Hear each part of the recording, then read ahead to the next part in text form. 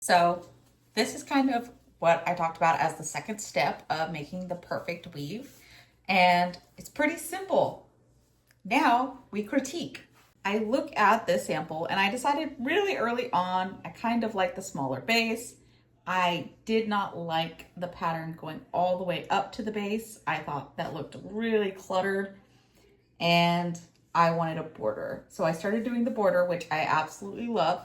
So the border will make it into the pattern, whereas I will probably have a less drastic drop off for the base of the pattern. I think I like the slighter one. And I will also frame it down here. So pretty early on, that's something we learned. We also kind of looked at how we like our brick pattern. And I really do like how it came out. I like how the tower came out. The only thing I have is some people mentioned it would look good if it had like a couple little kind of windows or peek holes for the tower. We'll see. They didn't make it into the sample. They may not make it into the finished project. The size for everything, I actually really like it. The only thing is, when I do the full project, I decided instead of tripling the size, I'm going to double it so that the border is a little bit better and it's not such a small amount of weaving, because even if this is 3 times the size, I have literally 6 inches of weaving on either side. And I think I wanted the motif to be a little bit more, so I'm actually only going to double this size so that the border can take up the size that would have been left for the motif. After that, something else I decided is this motif. It's absolutely gorgeous. I love it. It's beautiful. But, oh my goodness, I love this side of the motif 10,000 times more. It is so stunning, especially when I'm going to be doing the colors like green. So seeing this, I instantly looked at it and said, no, this is the side of the motif that I need. Not this side. This is gorgeous. This is what I want. So I will actually go ahead, and the way I'm going to switch this out is quite simple. All the shafts I have that are lifting, I'm going to make them sinking sheds, and all of the ones I have currently sinking are going to be the lifted sheds. So it's going to move the pattern from the back to the front.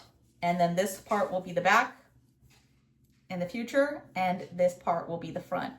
And that will make me 9 million times happier, because that is just so beautiful to me. And I realized this is what I want with my tower. I want this more than I want this. Although this is gorgeous, it is absolutely stunning. These beautiful, perfect little squares in the circle and the red flowers. I like it.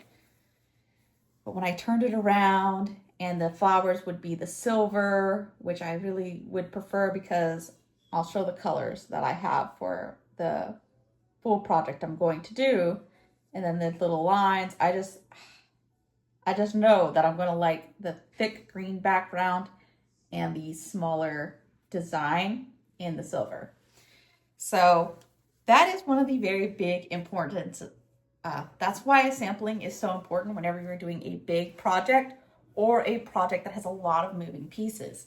The set is perfect. I'm really happy with that. The density, the flexibility of the fabric, everything like that. So I'm going to keep the set where I had it, and I think it will be just fine. Everything feels nice. The motif came out nice. Everything, the brocade, I like it. I'm going to make some adjustments. I'm trying to decide if I want the center part of the tower a little bit thinner, or if I want to make the tower a little bit taller. So that is something I'm going to have to decide before I move on. But I do definitely gonna narrow it right here, because I didn't like it going out that far. I liked it much more kind of right here. So maybe you guys can drop a comment. Let me know which one you would prefer.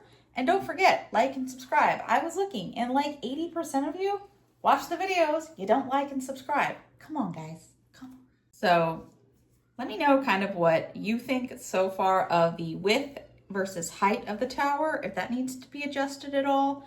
I'm a little unsure, and since I'm waiting for the rest of the fiber to come in for the colors I'm using, I have time for you guys to give me votes. And after that, I'm going to be working on the real version of this. That will be a full blanket of 60 by 45 inches. And this is just a little sample, which is about 20 by 15. And it's very cute and I like it quite a bit. It actually is adorable enough that I think, what if I did something like this for a little wall hanging? That would be really cute, or something to be put in a frame. I would have really liked it, but I didn't. So forget it. After that, we do have our beautiful colors. So this is the #1 forest of the array wool, which I love, and it's beautiful. And it will take the place of the red threads.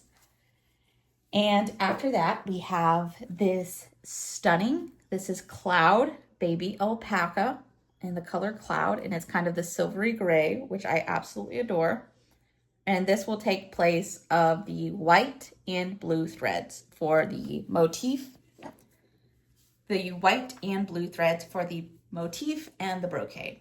So it will take those places, and everywhere you see red will be that green, and everywhere you see white and or blue will be the cloud color. And I think it's going to be absolutely gorgeous, and I'm really excited to get started on the main one.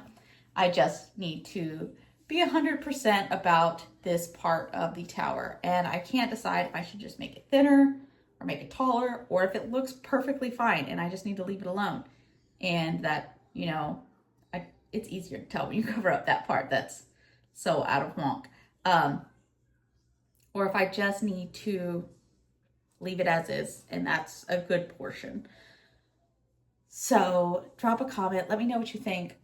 All in all, I've really enjoyed doing the sampler, and I'm really excited about doing the project. So we'll kind of keep touching base on this. I am looking at doing some other videos. I just have been so far behind. Plan to do another spin to weave soon, so hopefully I can get that out before long. And I also bought some new cotton to try and spin a cotton again, which I'm excited about. Not sure when I will get to that either, because I think when I start working on the big project, it's going to take up a lot of my time. Hopefully there won't be a huge gap in my videos, but if there is, forgive me. After that, I look forward to seeing you guys in the next one, and y'all have an awesome day.